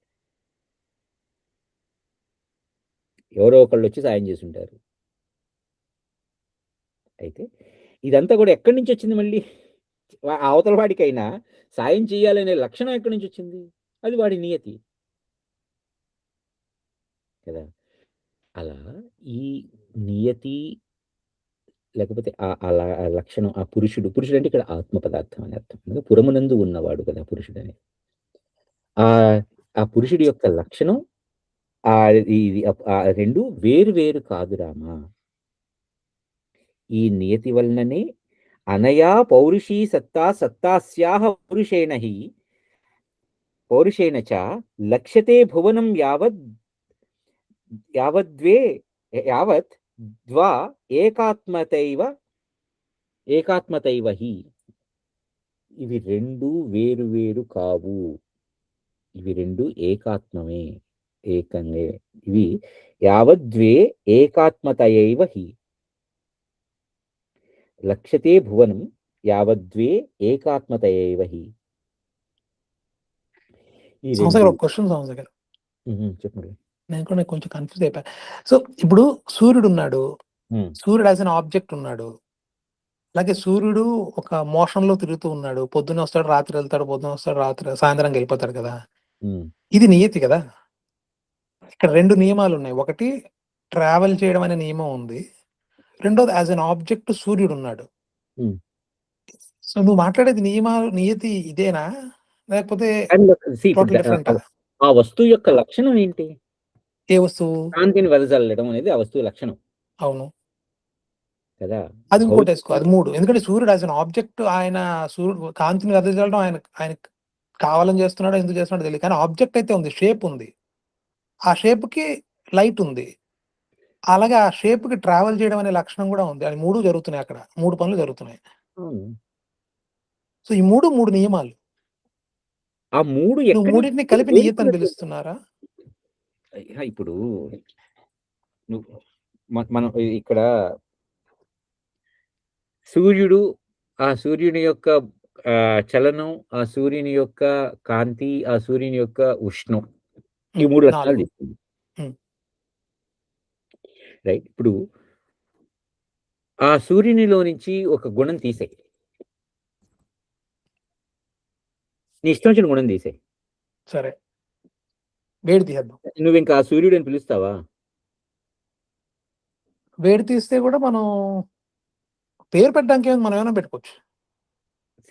అక్కడ ఉన్నది కాబట్టి నువ్వు పేరు పెట్టావు, కానీ ఆ పేరు లేక ఆ పేరు ప్రకారం దాని యొక్క లక్షణం లేదు కదా. అవును కదా. అవును, అది ఉంది కాబట్టి దానికంటూ ఒక రిఫరెన్స్ ఇచ్చుకుందాం అనుకున్నావు కాబట్టి ఒక పేరు పెట్టావు దానికి, ఆ లక్షణానికి ఒక పేరు పెట్టుకున్నావు నువ్వు, అంతేగాని ఈ పేరు ప్రకారం ఆ లక్షణం లేదు. ఆ లక్షణం ముందర నుంచి ఉంది. అవును కదా. నువ్వు నీ రిఫరెన్స్ కోసం నువ్వు పెట్టుకుంటున్నావు. అసలు సూర్యుడు అనేవాడు కూడా, ఆ సూర్యుడు అనే పేరు కూడా ఎవరు పెట్టారు? ఎవరో పెట్టారు, ఆయన వచ్చి చెప్పాడు, మనమే పెట్టాం కాదు కదా. నువ్వు పెట్టుకున్నావు పేరు. మనం అంటే నువ్వంటే నేనే అందరం మనం ఒక రిఫరెన్స్ ఇచ్చుకోవడం కోసం ఒక పేరు పెట్టుకున్నాం. రైట్. కానీ ఆ వస్తువు యొక్క లక్షణాన్ని బట్టి మనం ఆ పేరు పెట్టుకున్నాం. సూర్యుడు అనే మాట కూడా వేరే అర్థాలు వస్తాయి. అసలు బేసిక్గా సూర్యుడు అనే మాట దానికి సంబంధించినటువంటి విషయాలు అన్ని మళ్ళీ లోపలికి వెళ్తాం. ఇప్పుడు రవి అనేది ఉందనుకో మురళి, సూర్యుడికి అదే పేరు కదా రవి అంటే. రవి అనే పేరు ఎందుకు వచ్చింది? నాకు తెలియదు. రవము చేసేవాడు రవి. సూర్యుడి దగ్గర చాలా పెద్దగా చాలా అత్యంతగా మనం వినలేనటువంటి శబ్దం ఉంటుంది, రవము. రావణుడు అనే పేరు కూడా రవం చేశాడు కాబట్టి వాడు రావణుడు. రావణుడు అనేది టైటిల్, వాడికి ఆ పేరు ఎలా వచ్చిందిరా అంటే, మనకి రామాయణంలో ఈ రావణాసురుడు కైలాసగిరిని ఎత్తడానికి వెళ్ళి ఎత్తుతుండగా పరమేశ్వరుడు తన ఎడమకాలి బొటన వేలుతో అణిచేస్తాడు.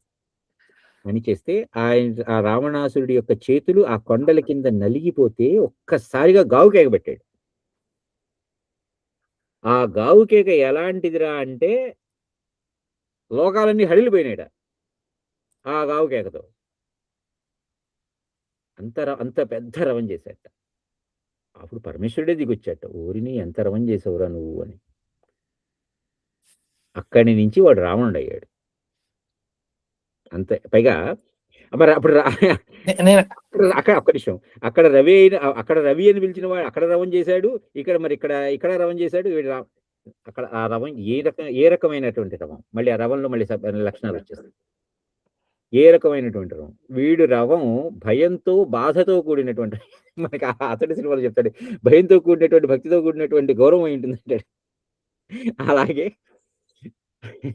అక్కడ సూర్యుడు చేసేటువంటి రవం దానికి ఒక లక్షణం, ఇక్కడ రావణాసురుడు చేసినటువంటి రవం దానికి ఒక లక్షణం.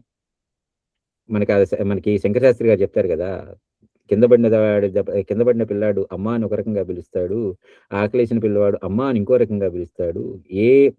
ఏ శబ్దానికి దాని యొక్క లక్షణానికి అనుగుణంగా ఆ శబ్దం దాని యొక్క స్వరం ఆధారపడి ఉంటుంది. రైట్. సో ఇక్కడ అదన్నమాట. అంటే కాదు, నేను అడుగుతుంది అది కాదు సంస్థ, నేను నీకు ఎలా అడుగుతుంది. చెప్తున్నాను ఓకే. నాకు నీ ప్రశ్న అర్థమైంది. I'm just trying to explain you. ఆ. ఆ వస్తువుని పెట్టి ఆ వస్తువు యొక్క లక్షణాలతో నువ్వు దానికంటూ ఒక పేరు అంటే బేసిక్‌గా నామరూపాలు అనేవి ఎలా ఏర్పడినాయి? నామరూప గుణాలు అనేవి ఎలా ఏర్పడినాయి? నామాలు మనం పెట్టుకున్నవే. రూపం? రూపాలు ఆల్రెడీ ఉన్నవి. లేదు. ఎందుకంటే ప్రపంచంలో మనం పుట్టేటప్పటికే ఆ చెట్లు చాలా ఉన్నాయి రూపాన్ని, కాబట్టి. ఆ రూపానికి ఇది స్పియర్, ఇది గ్లోబ్ అని నువ్విచ్చుకున్నావు పేరు. కనెక్షన్ మనం పెట్టాం. రైట్? అవును. అలానే దాని యొక్క లక్షణానికి ఎవరు పెట్టారు పేరు?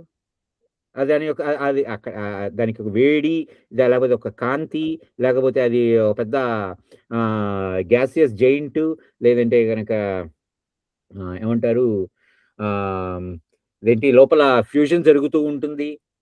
Who told you all this?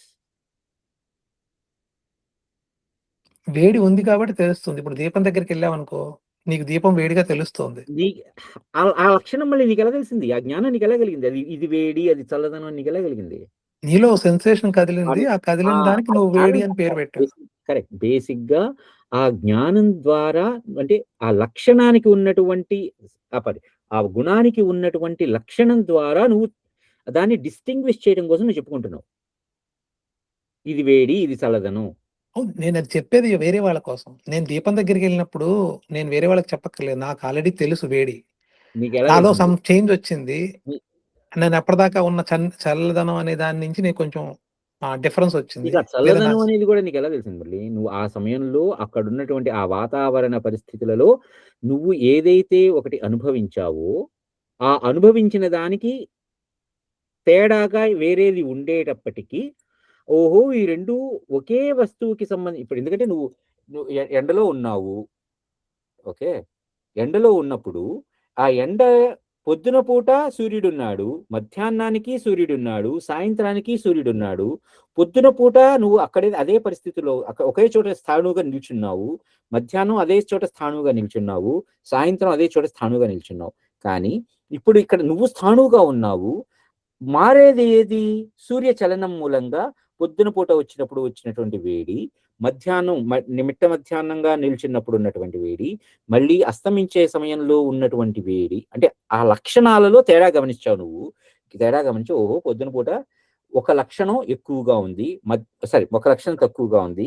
మధ్యాహ్నం వచ్చేటప్పటికి అదే లక్షణానికి సంబంధించినటువంటి తీవ్రత హెచ్చింది.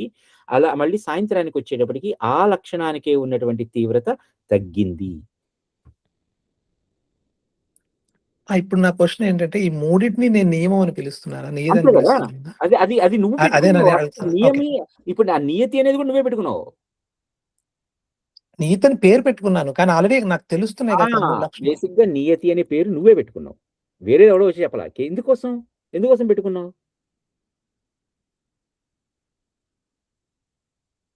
ఇది దాని వే లక్షణం. లేకపోతే ఇది దాని నియతి అని ఎందుకోసం పెట్టుకున్నావు పేరు? వేరే వాళ్ళకి చెప్పడానికి. అంతే. కానీ లక్షణాలు ఆల్రెడీ ఉన్నాయి కదా! ఉన్నాయి. నేను అదే అడుగుతున్నది అదే ఇందాక నేను. ఇప్పుడు అదే సూర్యుడు ట్రావెల్ చేయడం అనేది ఒక నియమం కదా! దాన్నే మనం పిలుస్తున్నామా అని అందుకే అడిగా ఫస్ట్ నేను అడిగింది అదే. సూర్యుడు ట్రావెల్ చేయడం అనేది ఆ వస్తువు యొక్క నియతి. అంతే. ఓకే. నియమం అనేది నియతి. ఆ వస్తువులో ఉన్నటువంటి ఉష్ణం జ్వలించటం, అంటే ఆ వస్తువులో ఉన్న పదార్థం జ్వలించటం అనేది ఒక నియతి. మరి దానికి అంటప్పుడు మహాస్పందము నువ్వు అన్నావు మహా అని. అది మహా ఎలా అవుతుంది?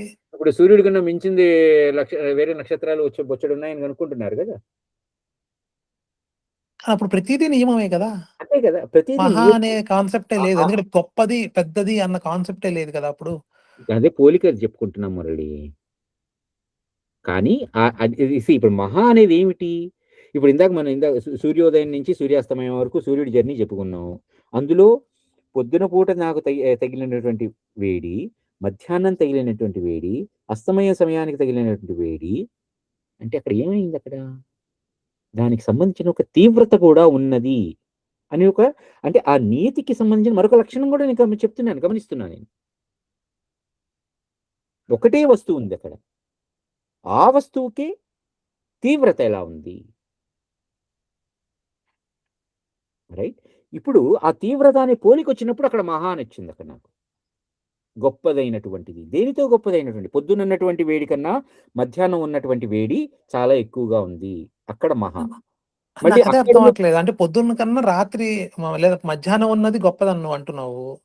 కాదు మధ్యాహ్నం అనేది దైవము, దివ్యత్వం అనాలా? మహా నీ ఇష్టం. అక్కడ అంటే పొద్దునున్నది మరి ఆ దివ్యత్వం లేదా? అది ఇప్పుడు అదే నా క్వెషను. పొద్దున్న అక్కడ దాంట్లో ఉన్నది. దైవ్యత్వం లేదా? ఓన్లీ ఉంది. మహా అన్నప్పుడు మధ్యాహ్నం దాని తీవ్రతనే ఎక్స్‌పెక్ట్ చేస్తే అది ఇప్పుడు నేను ఇందాక అదే అన్నాను. నేను ₹1 ఇవ్వగలను. ఇంకొకడు ₹100 ఇవ్వగలడు. కరెక్ట్? ఆ గుణం ఏదైతే ఉందో, ఆ గుణం నాలో తక్కువగా ఉంది. అవతల వాళ్ళలో ఎక్కువగా ఉంది. అంటే అక్కడ తీవ్రం అది హెచ్చిందిది. ఆ గుణం యొక్క లక్షణం హెచ్చింది. కదా! గుణం ఉన్నది. ఆ గుణానికి హెచ్చింది. హెచ్చుతగ్గులున్నాయి. హుహు. సో, అందుకని అక్కడ మహా అని చెప్తున్నాం మనం. మహాయోగ్యత కలిగినవాడు. అంటే నాకన్నా ఎక్కువ యోగ్యత కలిగి ఉన్నవాడు. మహాయోగ్యుడు అంటారు. అంటే ఎవరితో ఒకళ్ళతో పోలిక చెప్పి గదా! మహా అనేదొచ్చింది నాకక్కడ.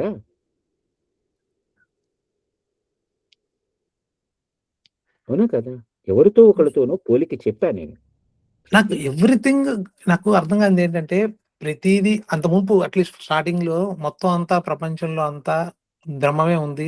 కనిపించేదంతా ఆత్మ, ఎక్సలెంట్. జగత్తంతా బ్రహ్మ అని చెప్పి, అదే. యాహ్! ఆ తర్వాత ఇప్పుడేం చెప్తున్నారు? మహా అని ఒకదాన్ని ఐడెంటిఫై చేసి ఇదే బ్రహ్మ, ఇదే దేవుడు అన్నట్టు మాట్లాడుతున్నారు. అంతా కాదు. దేవుడు అని చెప్పిన దగ్గర నుంచి ఇప్పుడు సడెన్‌గా ఒక పర్టిక్యులర్ థింగే దేవుడు అని ఎలా అంటున్నారో నాకు అర్థం కావట్ల.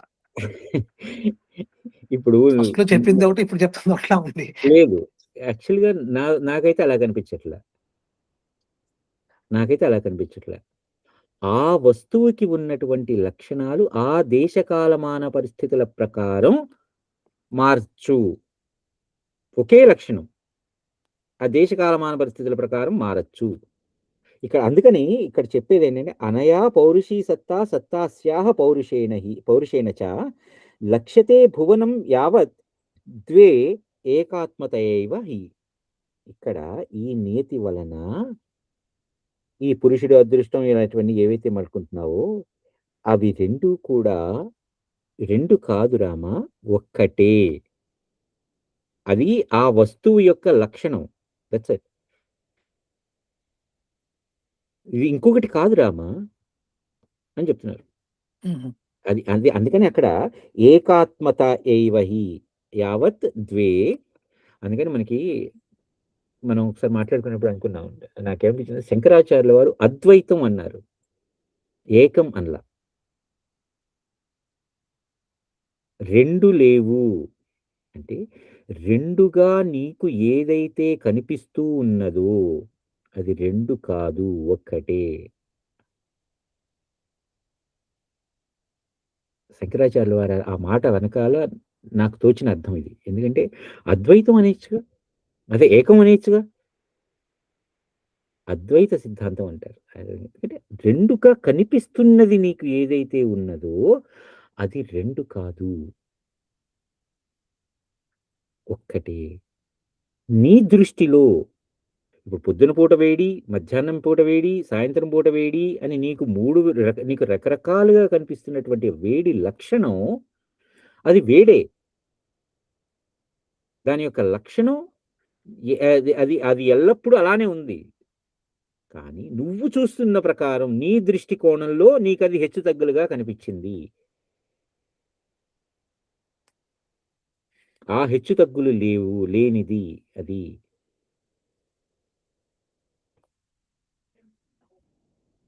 రైట్? హెచ్చుతగ్గులంటూ లేనిదది. నీకనిపించిందది. ఎందుకంటే పోల్చుకుంటున్నావు. అందుకని అక్కడ మహా అని చెప్తున్నారు. నువ్వు పోలుస్తున్నావు కాబట్టి. లేకపోతే ఆ వస్తువు లక్షణం అదే. నువ్వు పోలుస్తున్నావు కాబట్టి. ఇది మహా. అంటే నీ పోలికకి అందకందా ఎంతగా నువ్వు ఊహించుకోగలవో దానికి మించినటువంటిది. అమ్మవారికి పూర్వజ అనే పేరెందుకొచ్చింది? అందరికన్నా జ ముందు ముంద ము ము పూర్వజ అంటే ముందు జనించింది. ఎవరు ముందు జనించింది? నాకంతా ముందు జన్మించింది. నాకన్నా ముందు మా అమ్మ పుట్టింది. మా అమ్మ కన్నా ముందర మా అమ్మమ్మ పుట్టింది. మా అమ్మమ్మ కన్నా ముందర ఆవిడమ్మ పుట్టింది. ఆవిడకన్నా ఇలా వెనక్కి వెళ్ళగా అందరికన్నా ముందర ఉన్నది ఎవరైతే ఉన్నదో ఆవిడ పూర్వజ. అలానే అంటే ఇక్కడ నేను మళ్ళీ వెనక్కి వెళ్తుంటే ఐఎమ్ ట్రైయింగ్ టు క్రియేట్ ఒక ప్యాటర్న్, ఒక మహా అనేటువంటి ఒక లక్షణానికి సంబంధించినటువంటి గుణాన్ని చెప్తున్నా.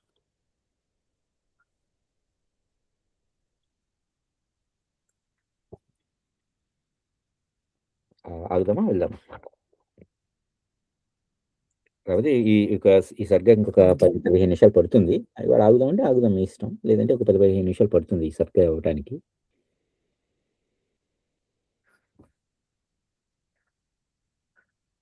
ఆగుదాం. ఏముందంటే నాకైతే 1:30 అయింది. మీకు ఎంత అయిందో నాకు తెలియదు. మీకు ఎంత అయింది? నాకు 11:30. సరే డెఫినెట్గా ఈ చర్చను మనం నెక్స్ట్ వారం కొనసాగించవచ్చు. ఓకేనా? ఏమైనా ప్రశ్నలు ఉన్నాయా?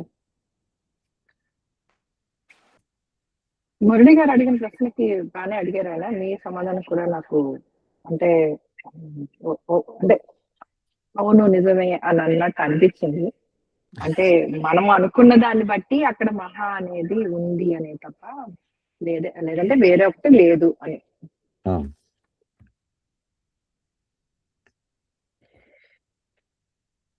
సరే అండి. గంగాధర్ గారు, పాపయ్య, మీకు ఏమైనా ప్రశ్నలు ఉన్నాయా?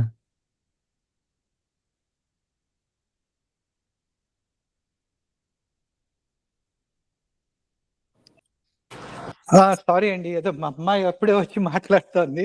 ఏం పర్వాలేదు. ఏమైనా ప్రశ్నలు ఉంటే మనం చర్చించుకుందాం, లేదంటే ఆగుదాం. ఏం లేవండి. ఓకే, సరే. అమ్మా నీకా? ఇప్పటికి ఏం లేవన్నయ్యా. సరే అయితే ఓకే. అంతా తెలుసు.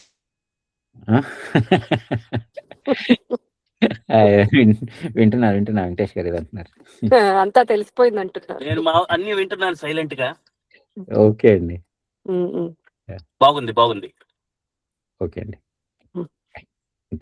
అందరికి జై శ్రీరామ్. జై శ్రీరామ్. జై శ్రీరామ్.